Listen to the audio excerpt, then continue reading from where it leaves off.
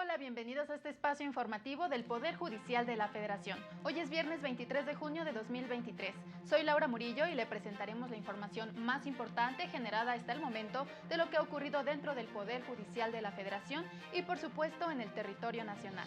Damos la bienvenida a mi compañera Nidia Díaz, que nos acompaña en la interpretación en lengua de señas mexicana. Comenzamos.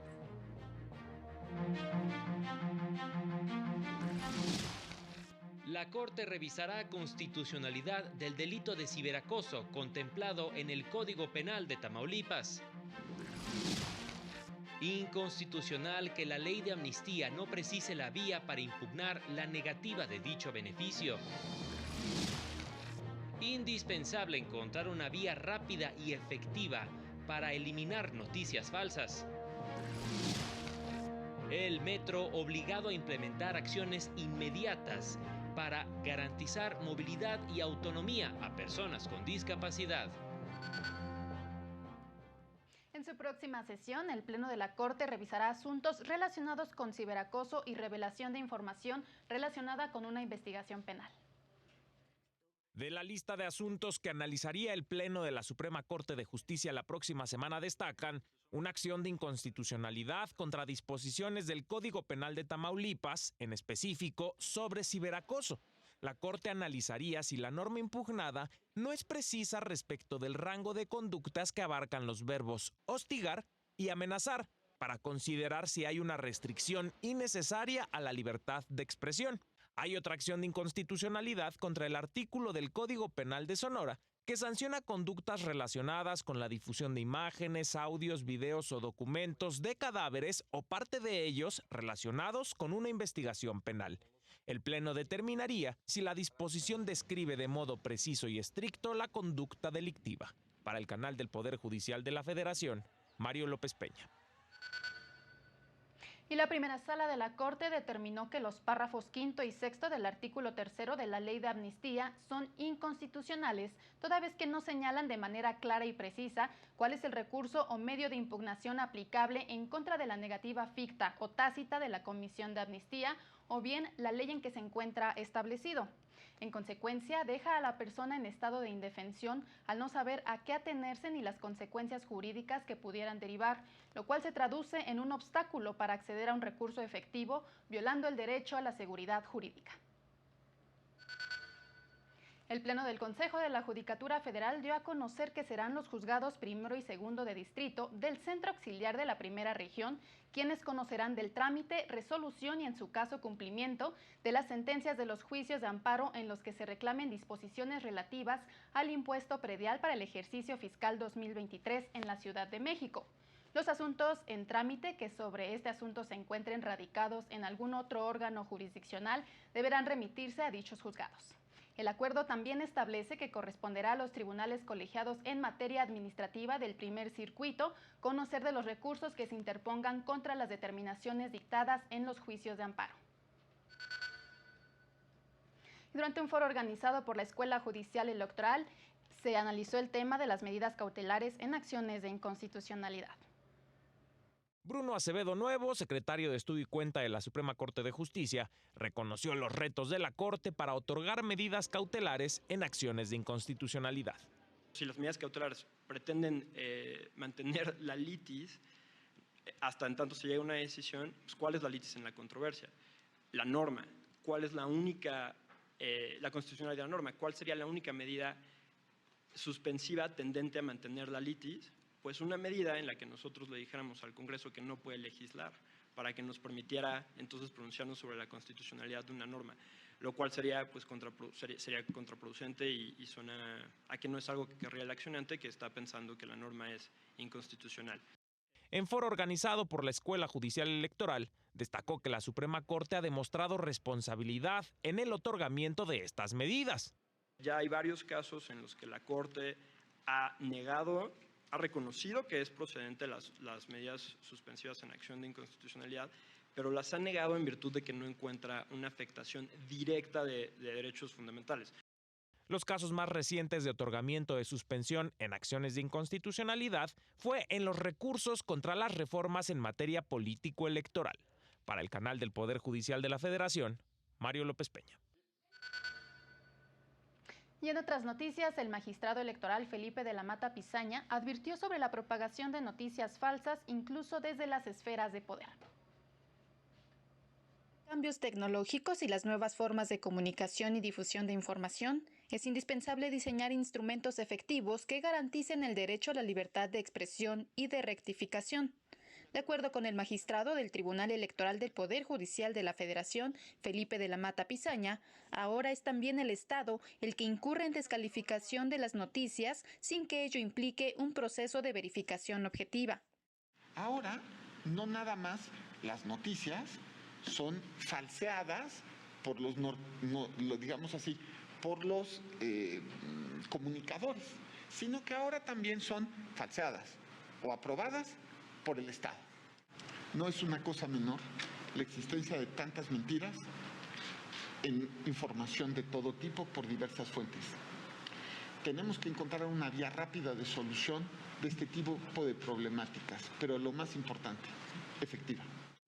En la presentación del libro El derecho de rectificación y la libertad de expresión en México, su autora Paola Carmona Díaz de León destacó los retos en la materia frente al uso de la inteligencia artificial.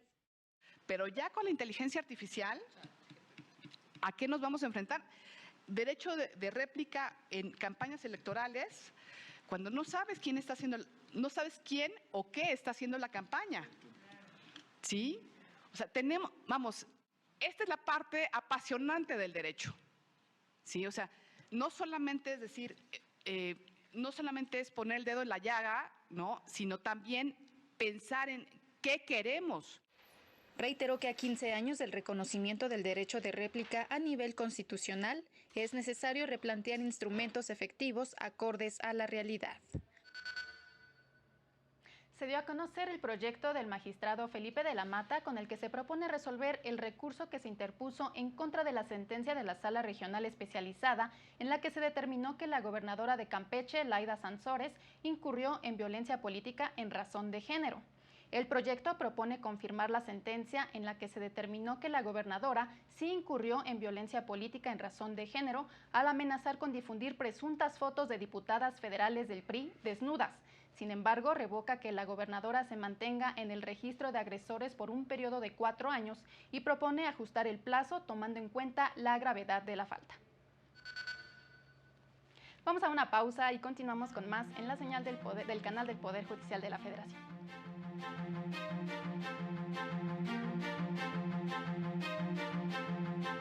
Al regresar, celebran a la diversidad sexual en el reclusorio Oriente.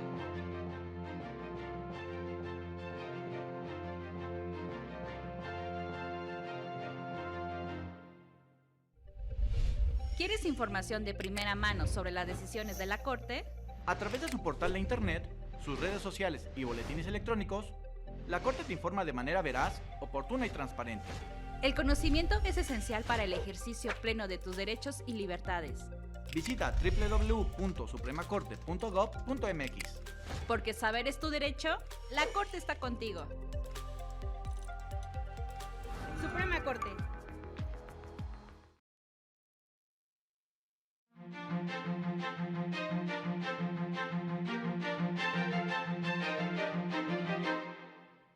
Gracias por continuar con la información. A continuación le presentamos una historia de personas con discapacidad, quienes gracias al acompañamiento de la Defensoría Pública Federal lograron que la segunda sala les concediera un amparo con el fin de que se respete su derecho a la movilidad.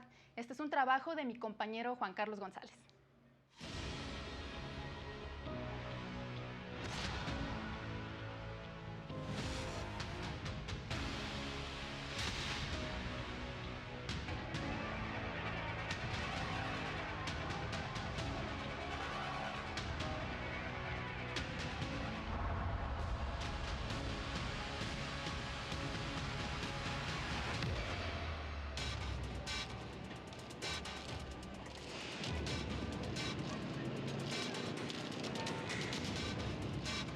Caí en Villa de Cortés, me electrocuté, por aquí me entró la electricidad, me quemé todo esto así hasta acá y mi cara.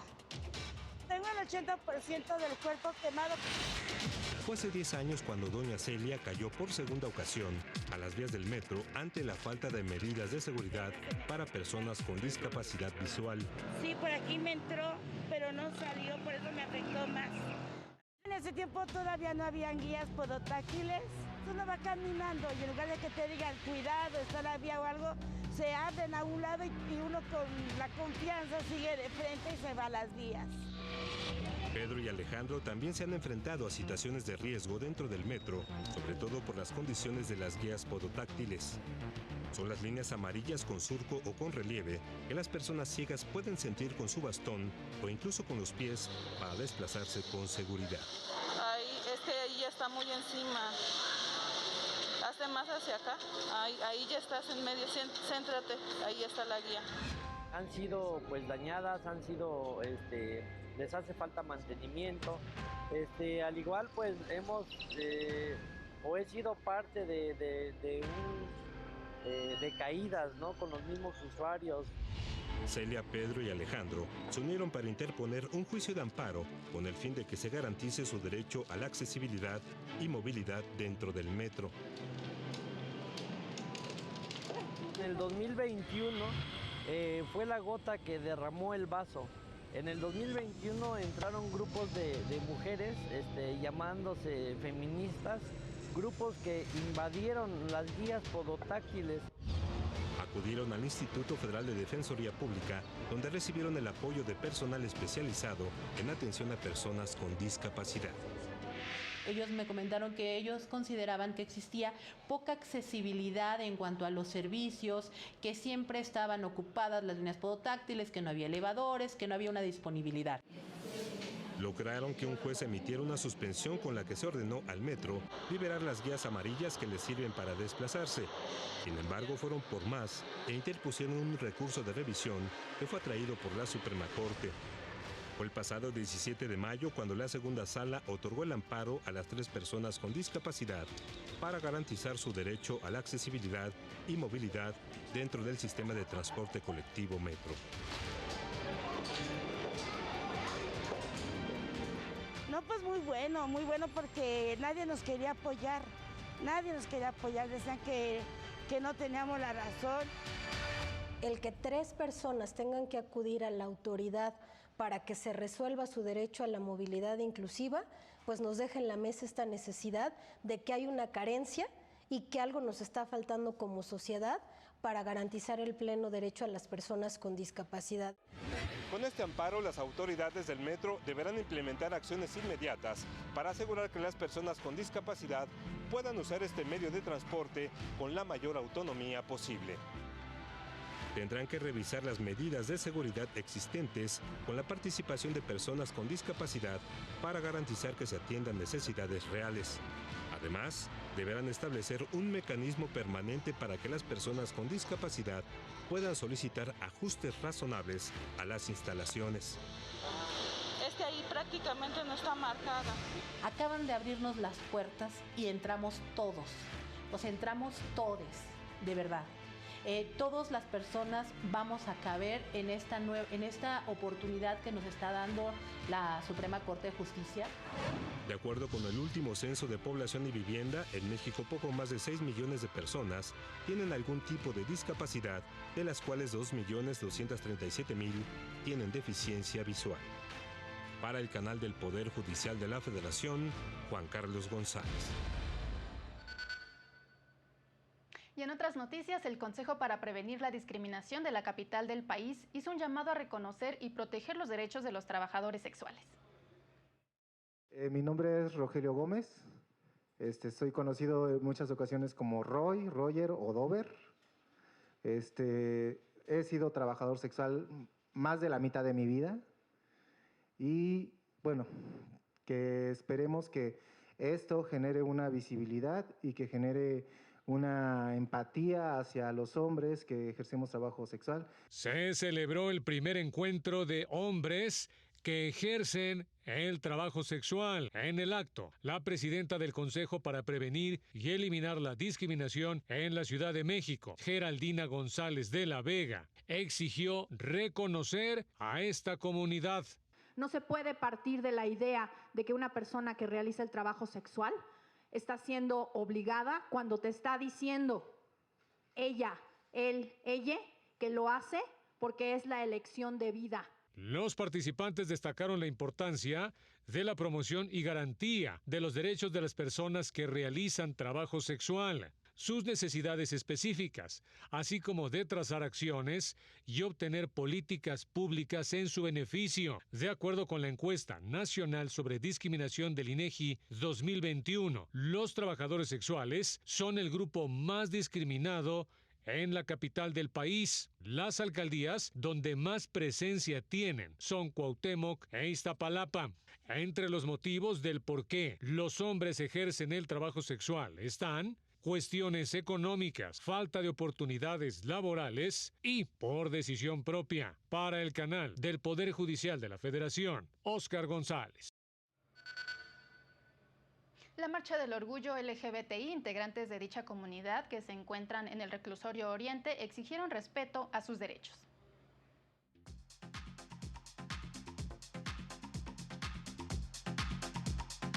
Te enfrentas a discriminación, a gente intolerante, a muchas cosas que si te la llevas tranquila puedes sobresalir. Dayana es una de las 80 personas privadas de la libertad dentro del Reclusorio Preventivo Varonil Oriente que se identifican como parte de la diversidad sexual.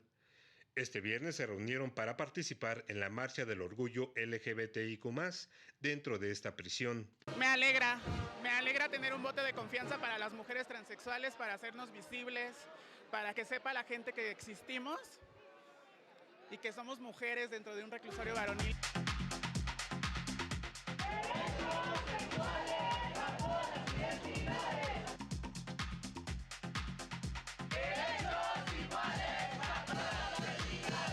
La marcha para exigir los derechos de la comunidad LGBTIQ+, partió del Centro Escolar del Reclusorio Oriente, recorrió el pasillo principal para llegar al auditorio donde se realizó un pequeño festival.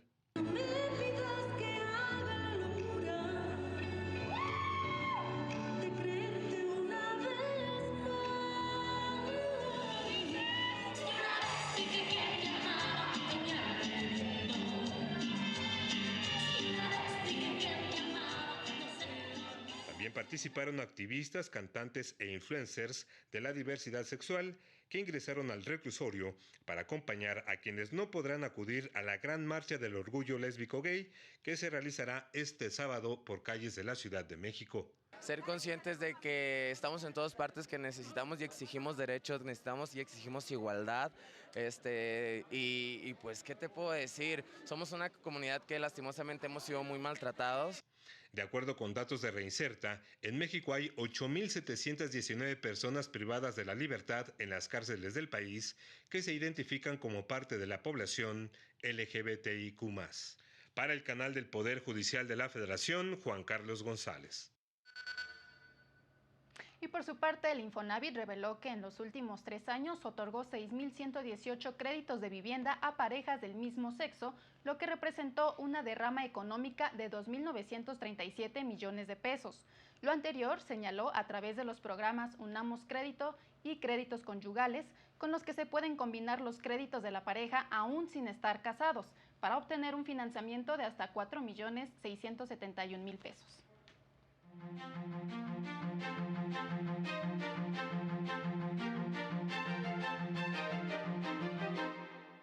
El juez 15º de distrito en materia administrativa de la Ciudad de México concedió un amparo a los colonos de la alcaldía Cuauhtémoc para que sea cubierto el adeudo por servicios de parquímetros por más de 10 millones de pesos que no ha cubierto la alcaldía. En diversos estados del país, personal médico y de la salud se manifestaron para exigir mejores condiciones salariales y laborales.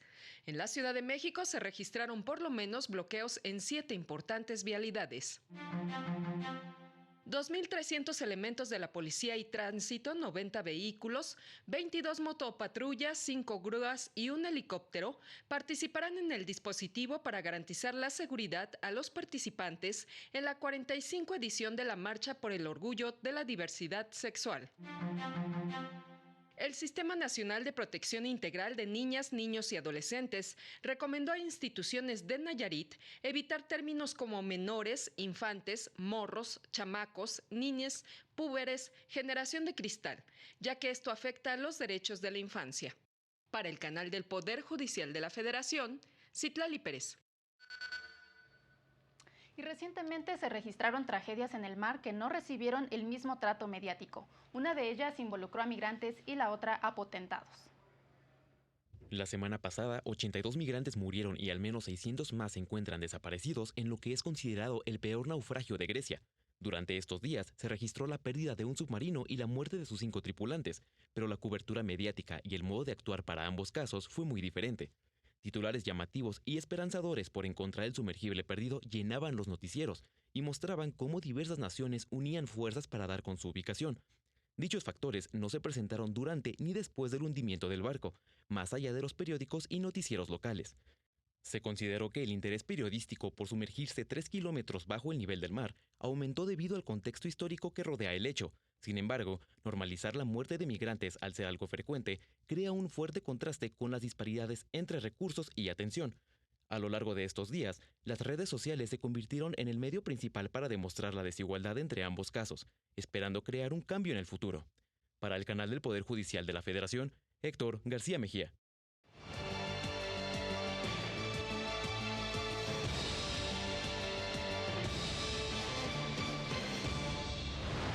¿Sabía usted que el Tribunal Constitucional Español avanzó en la configuración del derecho a la presunción de inocencia? Esto y más en el reporte sobre la magistratura en el mundo, que ustedes pueden consultar en la página web de la Suprema Corte de Justicia de la Nación, así como en las redes sociales de nuestro alto tribunal. Vamos a la información. El Tribunal de Justicia de la Unión Europea desestimó de manera definitiva los recursos interpuestos por ciudadanos británicos que impugnaban la pérdida de sus derechos de ciudadanos europeos como consecuencia del Brexit. La pérdida del estatuto de ciudadano de la Unión y, por consiguiente, de los derechos asociados a este estatuto es una consecuencia automática de la mera decisión de retirarse de la Unión, adoptada soberanamente por el Reino Unido.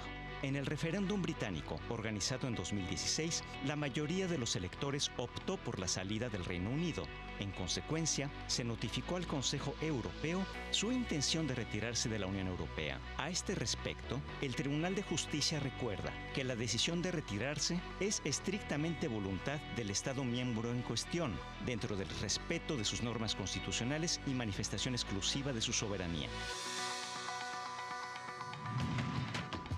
En España, el Tribunal Constitucional resolvió que las comisiones de investigación parlamentarias no pueden imputar hechos delictivos al compareciente porque vulneran su presunción de inocencia. Al amparar a la empleada de una empresa pública del Principado de Asturias, el Tribunal Constitucional avanzó en la configuración constitucional del derecho a la presunción de inocencia, afirmando que, como regla de tratamiento, tal derecho impide a los poderes públicos tener por culpable a quien no ha sido declarado así tras un previo juicio justo. Agrega el alto tribunal que el derecho a la presunción de inocencia, como regla de tratamiento, vincula a todos los poderes públicos y, en consecuencia, a las asambleas legislativas y las comisiones de investigación parlamentarias. Finalmente, el Tribunal de Distrito de Tokio resolvió que un bloguero deberá pagarle a un youtuber una compensación de 240,000 yenes por daños y perjuicios debido a la utilización de unos subtítulos sin su permiso. En junio de 2020, el youtuber creó unos subtítulos para un video de 7 minutos sobre la historia de un león que fue criado por un ser humano. Al mes siguiente, el bloguero publicó una entrada en su blog con el video y copió los subtítulos del youtuber sin su autorización. Durante el juicio, el bloguero alegó que existía un artículo en línea sobre la misma historia del león y que los subtítulos no eran una obra de creación. Sin embargo, el tribunal sostuvo que los subtítulos elaborados por el youtuber sí constituyen un esfuerzo creativo y, por tanto, son material protegido por el derecho de autor. Para el canal del Poder Judicial de la Federación, Alejandro Anaya Huertas. Y permítame informarle que el Departamento de Justicia de Estados Unidos presentó cargos contra 4 empresas químicas y 8 ciudadanos de China por el tráfico de precursores químicos utilizados para fabricar fentanilo. El fiscal general norteamericano Merrick Garland indicó que dichos materiales proporcionan la materia prima a cárteles de la droga en México como el de Sinaloa y Jalisco. Just one of these China-based chemical companies shipped more than 200 kilograms of fentanyl-related precursor chemicals to the U.S. for the purpose of making 50 kilograms of fentanyl, a quantity that could contain enough deadly doses of fentanyl to kill 25 million Americans.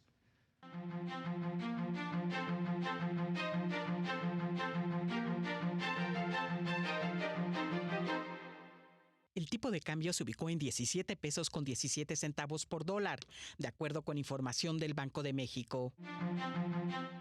En el primer trimestre del año, las SOFIPOS, instituciones de crédito dirigidas al segmento popular, acumularon pérdidas por más de 343 millones de pesos, de acuerdo con datos de la Comisión Nacional Bancaria y de Valores.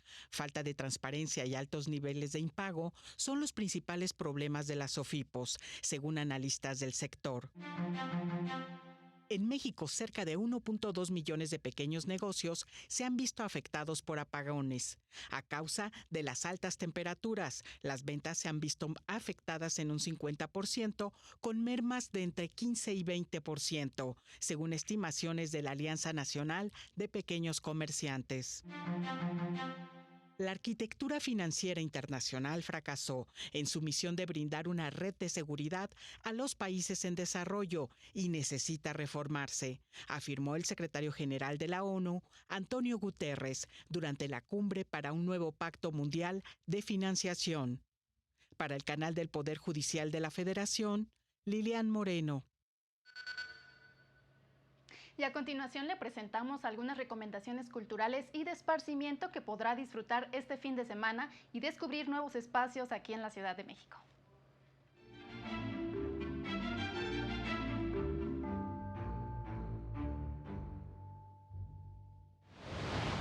Un viaje de más de 65 millones de años los espera en el Complejo Cultural Los Pinos, con la exposición Dinos en Los Pinos, con figuras de estas criaturas prehistóricas en todo el recorrido, además de instalaciones de audio inmersivo, música, talleres y cine, de martes a domingo, de 11 a 18 horas. Entrada libre.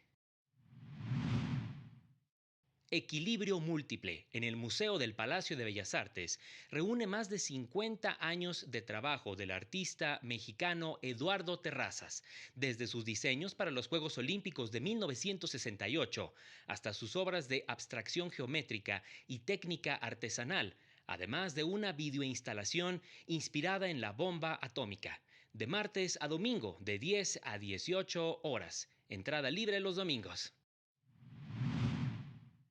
En el corazón del centro histórico capitalino, un antiguo edificio resguarda casi 500 años de historia del dinero. Es el Museo Numismático Nacional, que exhibe los objetos y maquinaria con los que se fundían los metales para elaborar monedas. Agende su visita para aprender cómo se hacía.